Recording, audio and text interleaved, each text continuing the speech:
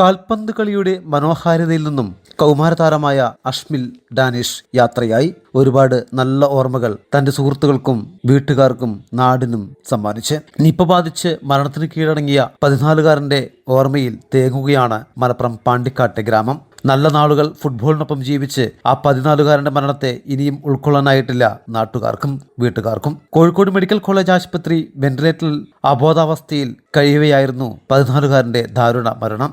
പാണ്ടിക്കാട് ചമ്പ്രശ്ശേരിയിൽ പള്ളിപ്പടിയിൽ അമ്പലപ്പറമ്പൻ അബ്ദുൽ ലത്തീഫിന്റെയും ദിൽഷാദയുടെയും മകനാണ് അഷ്മിൽ. മരണത്തിന് പിന്നാലെ സമൂഹ മാധ്യമങ്ങളിൽ മറ്റും അവൻ പന്ത് തട്ടി കളിക്കുന്ന ദൃശ്യങ്ങൾ നിറഞ്ഞു നിൽക്കുകയാണ്. ബൂട്ടണിഞ്ഞ് ആവേശത്തോടെ ഫുട്ബോൾ പരിശീലിക്കുന്ന ദൃശ്യങ്ങൾ നാട് എന്നും ഓർമ്മിക്കും. പന്തലൂർ ഹയർ സെക്കൻഡറി സ്കൂൾ 9ാം തരം വിദ്യാർത്ഥിയാണ് മരണപ്പെട്ട അഷ്മിൽ. വൻ സുരക്ഷയിലായിരുന്നു കുരുന്നിന്റെ കബറടക്കം ചടങ്ങുകൾ. ഞായറാഴ്ച വൈകിട്ട് 7:30 ഓടംപറ്റ പഴയ ജുമാ മസ്ജിദ് ഖബർസ്ഥാനിലായിരുന്നു മൃതദേഹം മറവു ചെയ്തത്.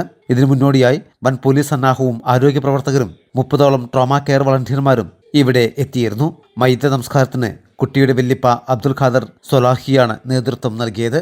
ഏറെ പ്രിയങ്കരമായിരുന്ന മൈതാനത്ത് ഇനി പന്ത് തട്ടാനും ബൂട്ടണിഞ്ഞ് ആവേശത്തോടെ എത്താനും അഷ്മിലില്ല. News desk Malabar times.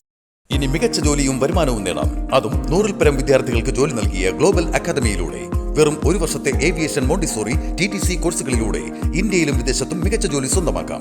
കൂടാതെ BBA വിത്ത് ഏവിയേഷൻ പഠിക്കാനും അവസരം, അതും കേന്ദ്ര ഗവൺമെന്റ് അംഗീകൃത സർട്ടിഫിക്കറ്റോടുകൂടി.